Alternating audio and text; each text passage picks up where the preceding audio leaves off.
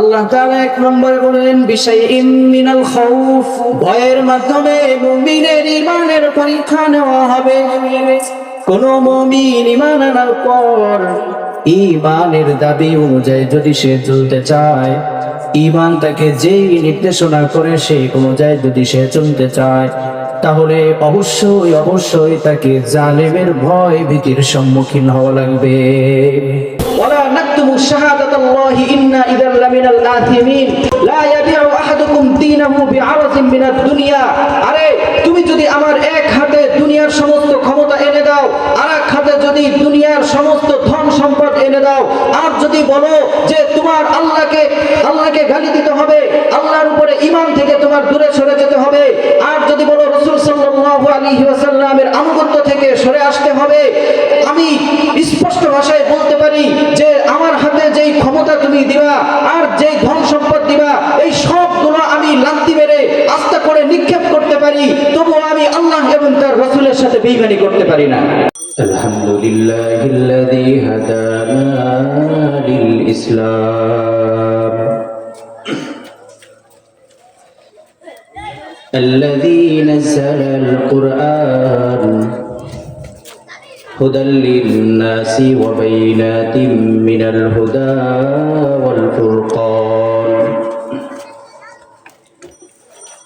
وخلق الإنسان وكرمه وعلمه من البيان ما لم يعلم فسبحان الذي لا يحصى امتنانه باللسان ولا بالقلم ونشهد أن لا إله إلا الله وحده لا شريك له ونشهد أن سيدنا وسندنا وحبيبنا وطبيب قلوبنا ومولانا محمد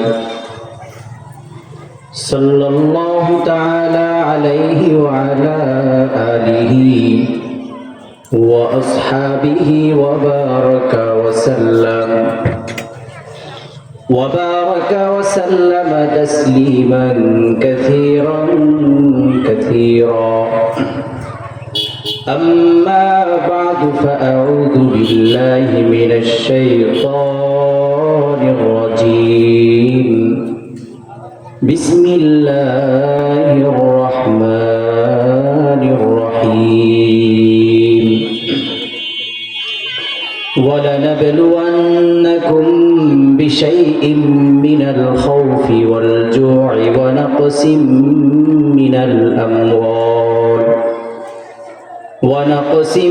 من الأموال والأنفس والثمرات وبشر الصابرين بارك الله لنا ولكم في القرآن العظيم ونفعنا وإياكم بالآيات والذكر الحكيم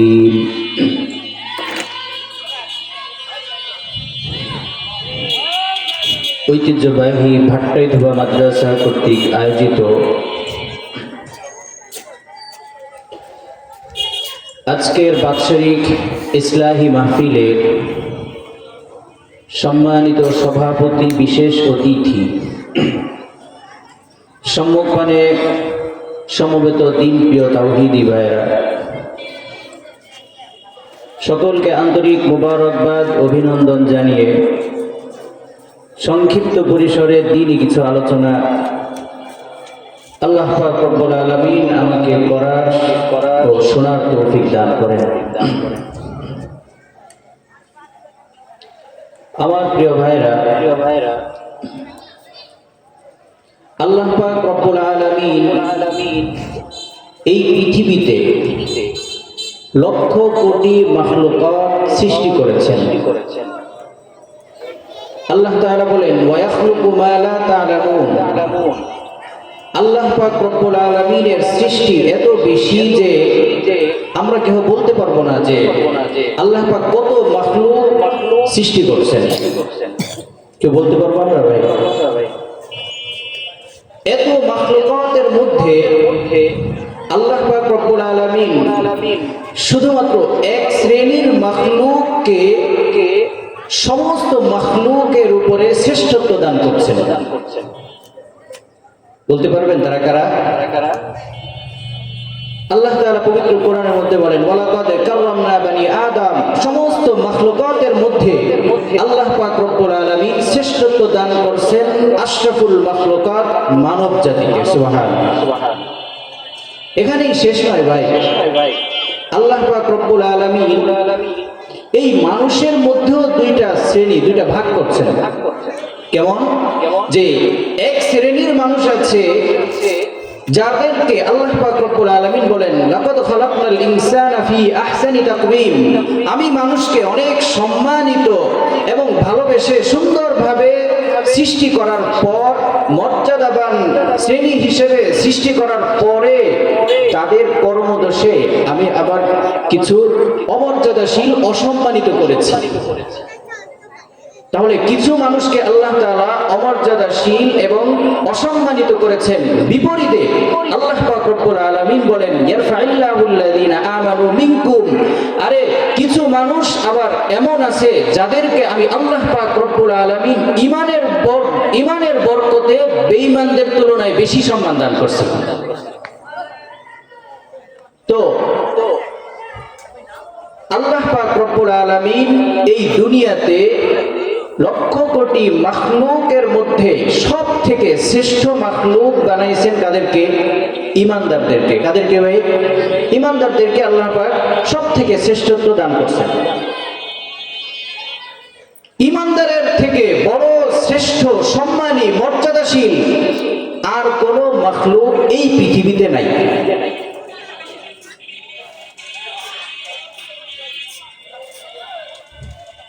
উদাহরণস্বরূপ, শিক্ষা প্রতিষ্ঠানে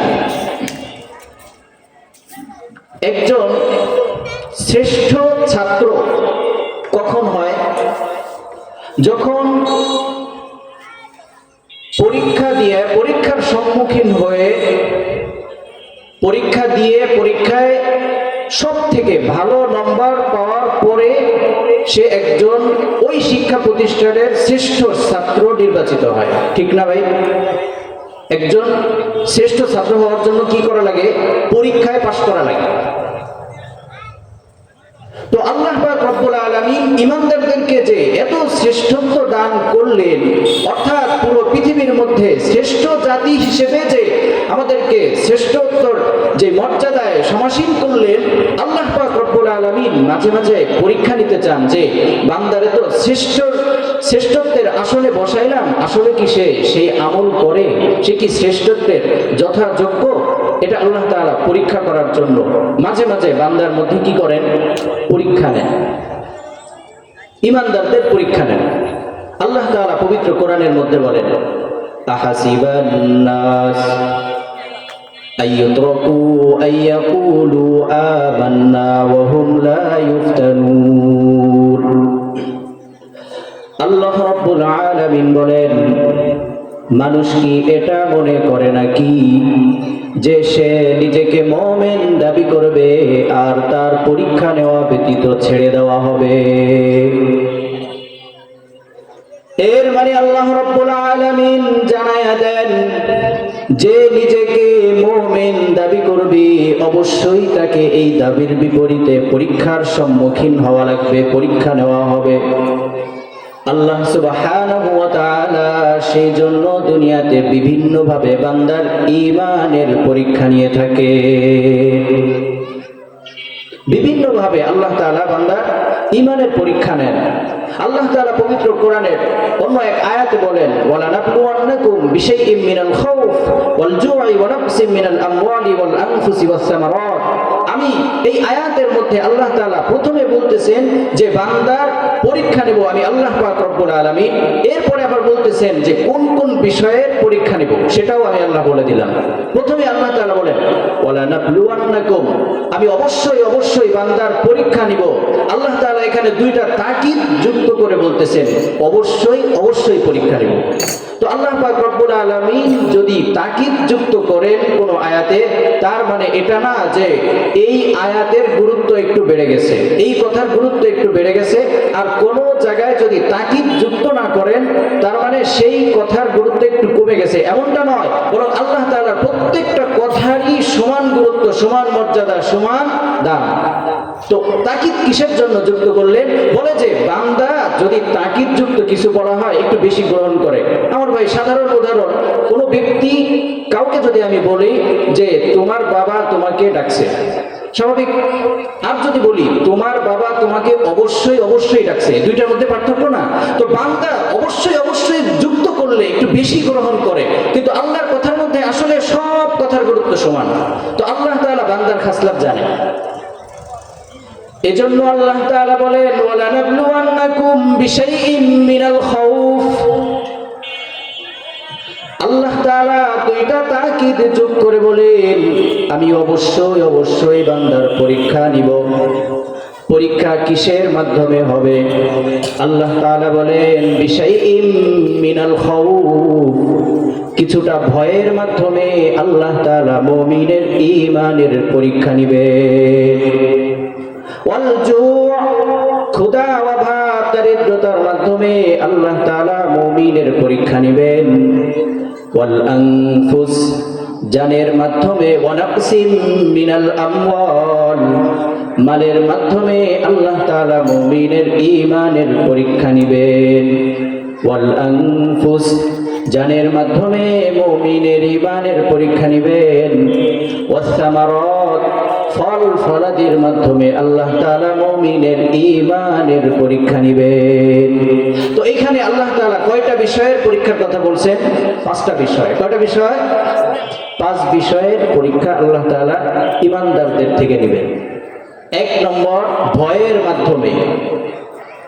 ঈমানের উপরে চলার কারণে বিভিন্নভাবে ভয় ভীতির সম্মুখীন হওয়া লাগতে পারে। 2 নম্বর, দারিদ্রতার মাধ্যমে, ক্ষুধা অভাবের মাধ্যমে পরীক্ষা নেবেন। 3 নম্বর, মালের মাধ্যমে পরীক্ষা। 4 নম্বর, জানের মাধ্যমে। আর 5 নম্বর হলো ফল ফলাদি ইত্যাদির ক্ষতির মাধ্যমে। এই 5টা বিষয়ের পরীক্ষা আল্লাহ তাআলা ঈমানদারদের থেকে নেবেন। কোনো ব্যক্তি যদি নিজেকে ঈমানদার দাবি করে থাকে তাহলে অবশ্যই তাকে এই 5টা পরীক্ষার কোনো একটা পরীক্ষার সম্মুখীন হতেই হয়। আল্লাহ তাআলা 1 নম্বরে বললেন বিশাইইম মিনাল খাউফ, ভয়ের মাধ্যমে মুমিনের ঈমানের পরীক্ষা নেওয়া হবে। কোন মুমিন ঈমান আনার পর ঈমানের দাবি অনুযায়ী যদি সে চলতে চায়, ঈমান তাকে যেই নির্দেশনা করে সেই অনুযায়ী যদি সে চলতে চায়, তাহলে অবশ্যই তাকে জালেমের ভয় ভীতির সম্মুখীন হওয়া লাগবে। সাহাবায়ে কেরামের জামানায় এমন হাজার ঘটনা আছে যে ঈমান আনার কারণে, ঈমানের উপরে চলার কারণে দুনিয়ার মধ্যে তার বিভিন্ন ধরনের ভয় ভীতির সম্মুখীন হওয়া লাগছে। ঈমানের কারণে তার পরিবার পরিজন ছাড়া লাগছে, ঈমানের কারণে তার ধন সম্পদ ছাড়া লাগছে, ঈমানের কারণে তার জানের উপরে হুমকি আসছে, তার জীবন দিতে হয়েছে।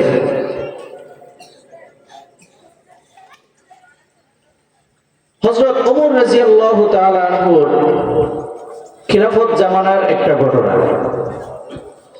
আল্লাহ পাক রব্বুল আলামিনের